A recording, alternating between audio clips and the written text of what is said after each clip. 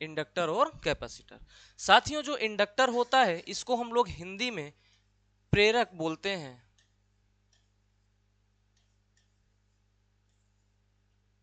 और जो कैपेसिटर होता है इसको हम लोग संधारित्र बोलते हैं।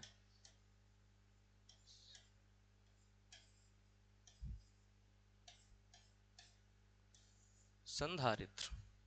साथियों, जो इंडक्टर होता है, इंडक्टर एक ऐसा एलिमेंट होता है कि जो अपने थ्रू पास होने वाली करंट में जो चेंज आता है ना, यह उसका विरोध करता है।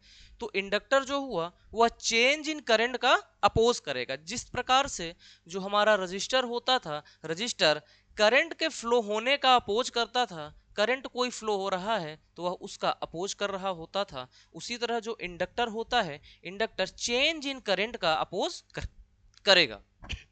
उसी तरह जो कैपेसिटर होता है यह हमारा चेंज इन वोल्टेज का अपोज करता है। किसका अपोज करता है? चेंज इन वोल्टेज का। साथियों, यह किसका अपोज करता है? यह अपोज किसका करेगा? Change in current. यह किसका अपोज करेगा?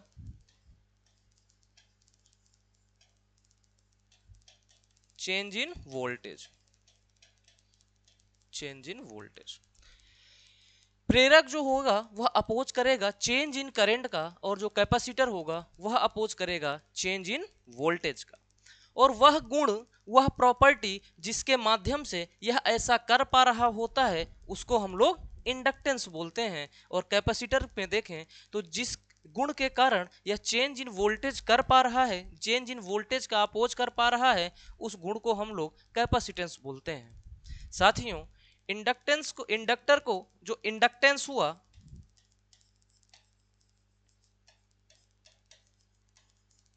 इंडक्टेंस को हम लोग एल से लिखते हैं। इसका जो सिंबल होता है, सिंबल कुछ हम लोग इस तरह से बनाते हैं। जो कैपेसिटर हुआ, इसका जो कैपेसिटेंस होता है,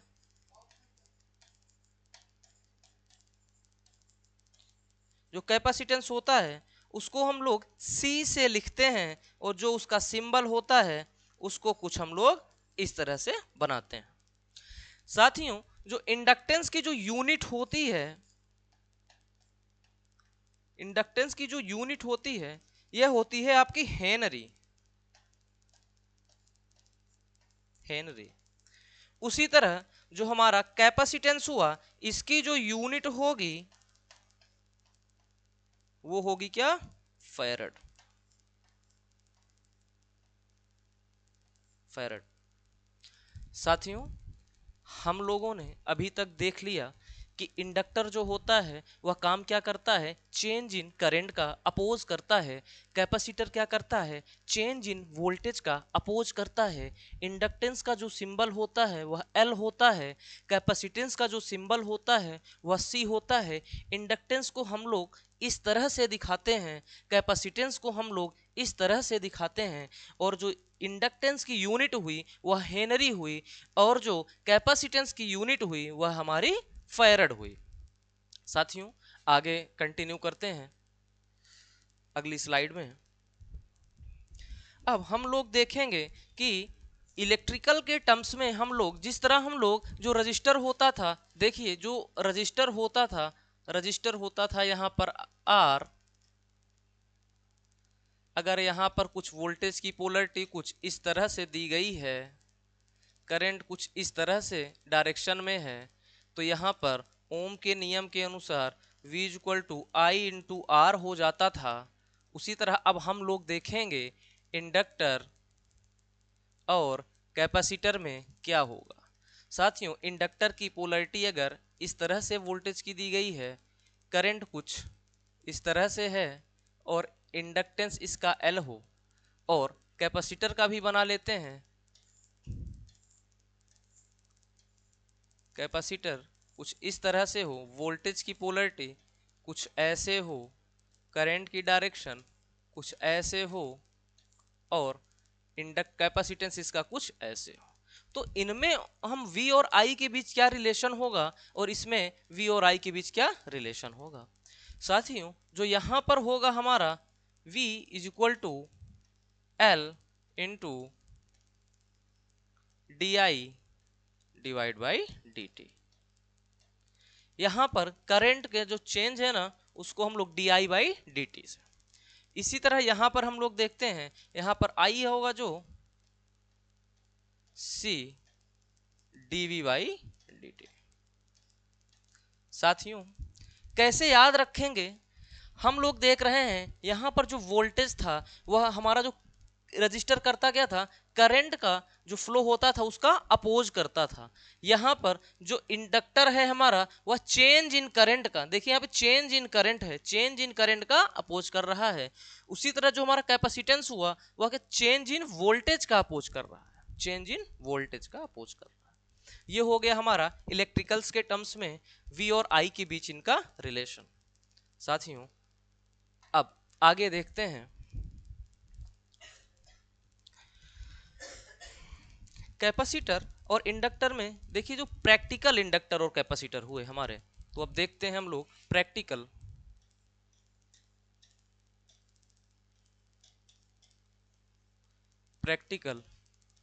L एंड C। तो जो हमारा प्रैक्टिकल इंडक्टर हुआ उसके सीरीज में एक लो रेजिस्टेंस हमको लगा होता है। तो देखिए ये अगर सिर्फ इतना है तो यह हमारा कैसा है, यह हमारा आइडियल है। ये कैसा है हमारा आइडियल, आइडियल है। अगर इस तरह से कुछ है तो यह कैसा है हमारा प्रैक्टिकल।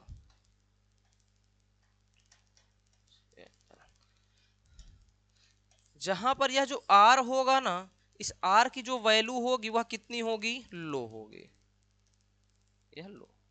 अब आइए देखते हैं कैपेसिटर में क्या होगा। यह जो हमारा कैपेसिटर हुआ यह कैसा है हमारा, यह हमारा आइडियल है।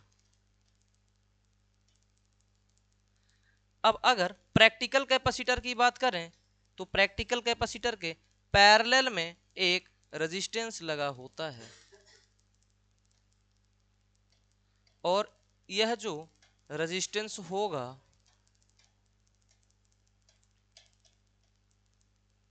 यह जो रेजिस्टेंस होगा इसकी वैल्यू हाई रहेगी,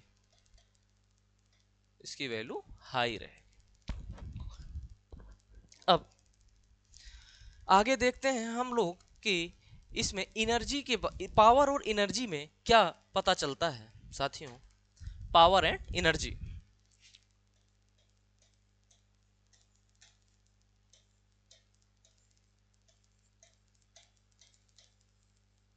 पावर एंड एनर्जी हम लोगों ने देखा था, जो हमारा रेजिस्टेंस के लिए हम लोग देखे थे जो हमारी पावर होती थी P is equal to V into I. साथियों जब भी हम लोगों को वोल्टेज और करंट में रिलेशन दिखाएंगे तो हमेशा उसका सर्किट डायग्राम जरूर बनाएंगे, और जब भी सर्किट डायग्राम बनाएंगे वोल्टेज की पोलरिटी और करंट की डायरेक्शन को हमेशा ध्यान में रखना है। तो आइए उसके साथ ही हम लोग बनाएंगे।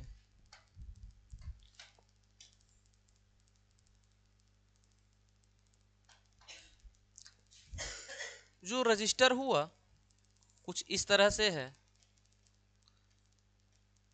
वोल्टेज की पोलरिटी, करंट की डायरेक्शन, और ये हमारा रेजिस्टेंस। तो यहां पर जो हमको पावर मिलता था P is equal to V into I, इसी को हम लोग और क्या लिख सकते थे, और हम लोग इसको लिखते थे क्या, V स्क्वायर अपॉन R, और क्या लिखते थे, और हम इसको लिखते थे I स्क्वायर इंटू R। तीन हुए ना,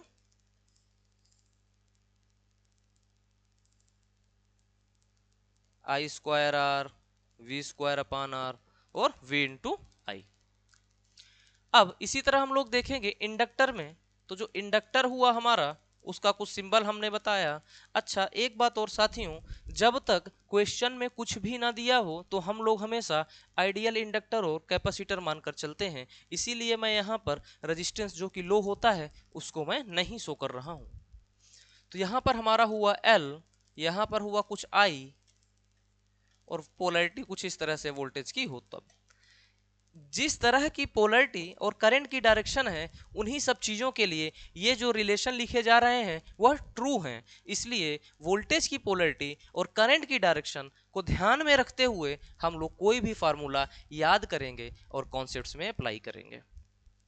तो जो यहां पर हमको पावर मिलेगा, P is equal to V into I, V into I. और इसी तरह जो कैपेसिटर रहेगा,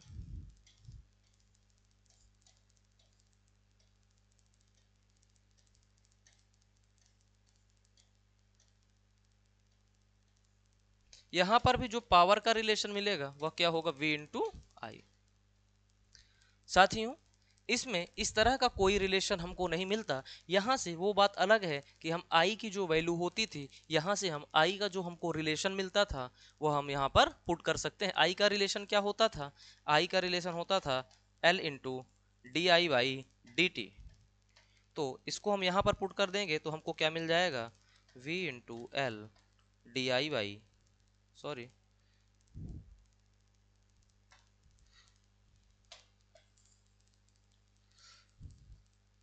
एनर्जी का कुछ अब रिलेशन देखते हैं।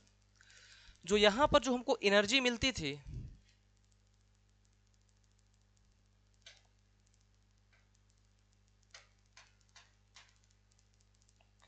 हाँ, जो इंडक्टर में जो एनर्जी होगी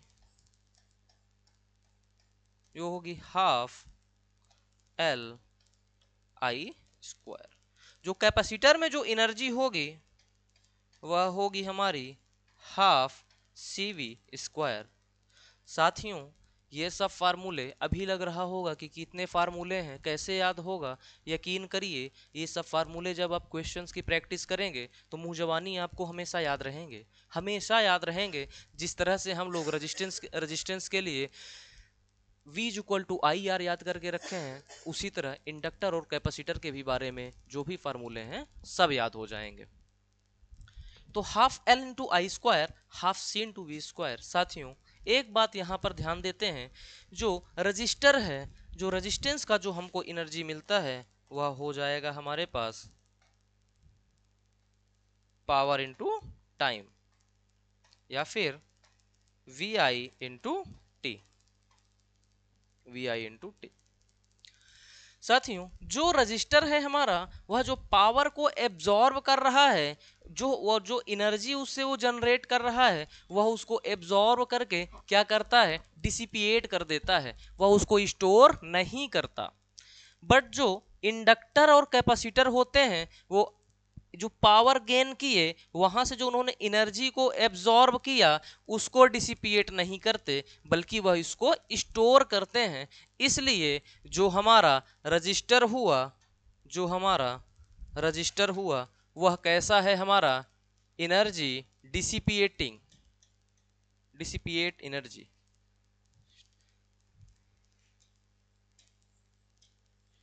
एनर्जी को यह क्या करता है, डिसिपिएट करता है,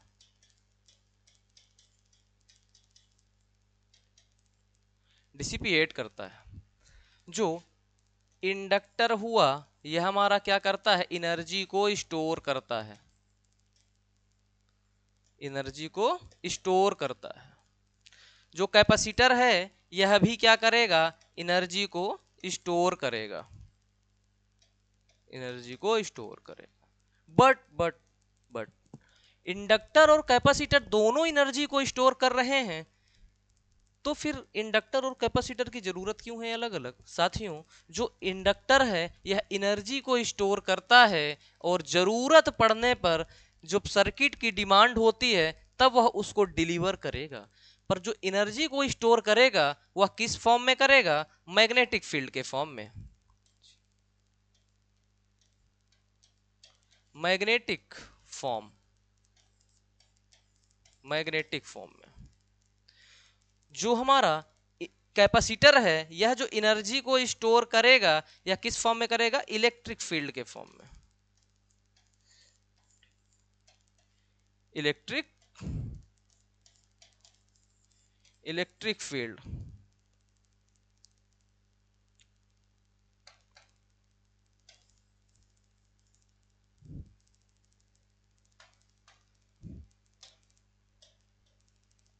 यह मैग्नेटिक फील्ड के फॉर्म में, यह मैग्नेटिक फील्ड के फॉर्म में, और जो कैपेसिटर रहेगा यह इलेक्ट्रिक फील्ड के फॉर्म में स्टोर करेगा। आई होप आप सबको अभी तक की चीजें समझ में आ रही होंगी। अब आकर हम लोग देखते हैं कि फिजिकल डायमेंशन के बेस पर इंडक्टर और कैपेसिटर में क्या होता है। साथियों, हम लोगों ने रेजिस्टेंस के लिए पढ़ा था, क्या पढ़ा था हम लोगों ने रेजिस्टेंस के लिए? अगर हमारे पास कोई इस तरह का एक कंडक्टर है जिसकी लेंथ L है और अनुप्रस्थ काट का क्षेत्रफल A है और उसकी जो रेजिस्टिविटी है वह रो है, तो यहाँ पर अगर हम इसको इस फॉर्म में लिखते हैं तो यहाँ पर जो हमको R मिलेगा, R बराबर rho into L upon A होता था। तो उसी तरह से अब इंडक्टर और कैपेसिटर के बारे में हम लोग देखते हैं। तो जो इंडक्टर होगा, साथियों इंडक्टर बनता कैसे है? इंडक्टर बनता है, एक आप कोई क्वाइल ले लीजिए, उस क्वाइल या फिर इंडक्टर दोनों सेम चीजें होती हैं लगभग। तो अगर हमारे पास कोई इस तरह की अगर एक संरचना हो और उसके ऊपर हम सिलेंड्रिकल फॉर्म में कोई संरचना हो और उसके ऊपर हम वायर को लपेटते जाएं लपेटते जाएं लपेटते जाएं, तो हमारा इंडक्टर बन जाता है। क्वाइल जिस तरह से, अगर ये देखिए, अगर हमारे पास कोई इस तरह से हमारे पास कंडक्टर है कुछ ऐसा, और हमने इस पर वायर को लपेट दिया, ये देखिए हमने इस पे कुछ वायर को लपेट दिया। साथियों इसमें मान लीजिए n टर्न्स हैं। कितने टर्न्स हैं? n turn.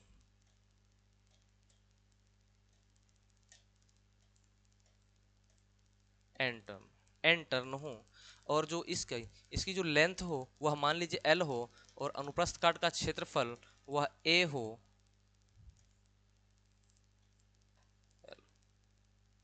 तो यहां पर अगर हम इसको कुछ इस तरह से बनाएं तो यहाँ पर जो हमको L मिलेगा वह कितना होगा? साथियों जो यहाँ पर हमारे पास जो हमको L मिलेगा वह मिलेगा कुछ म्यू इंटू n इसका स्क्वायर और A अपान L। A कहाँ पर क्या है? A हमारा अनुप्रस्थ काट का क्षेत्रफल हो गया और L हमारा लेंथ हो गया। साथियों जो म्यू होता है यह परमिबिलिटी होती है, तो mu is equal to mu naught into mu R. जो म्यू नॉट हुआ वह परमिबिलिटी ऑफ एयर है और जो म्यू आर हुआ यह रिलेटिव परमिबिलिटी ऑफ मटेरियल है। अब इसी तरह हम लोगों को कैपेसिटर के बारे में भी देखना है।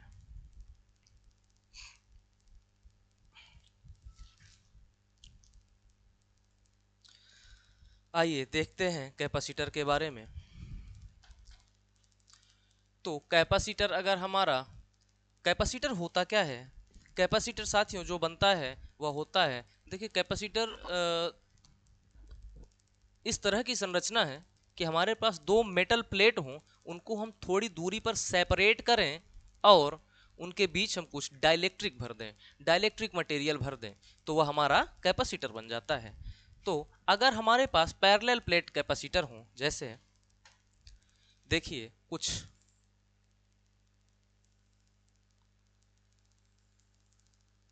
इस तरह की, मान लेते हैं हमारे पास कुछ प्लेट रखी गई हैं, कुछ प्लेट रखी गई हैं। इस प्लेट का जो एरिया है, प्लेट का जो एरिया है वह कितना हो? A हो। इन दो प्लेट के बीच जो डिस्टेंस है, इस दो प्लेट के बीच जो डिस्टेंस है वह हमारी हो D, और इनके बीच जो डाइलेक्ट्रिक मटेरियल भरा गया है उसका ये हो यहाँ पे एप्सिलॉन। एप्सिलॉन को हम लोग परावैद्युतांक बोलते हैं। इसकी इंग्लिश मुझे अभी ध्यान नहीं आ रही है, इसको हिंदी में हम लोग परावैद्युतांक बोलते हैं।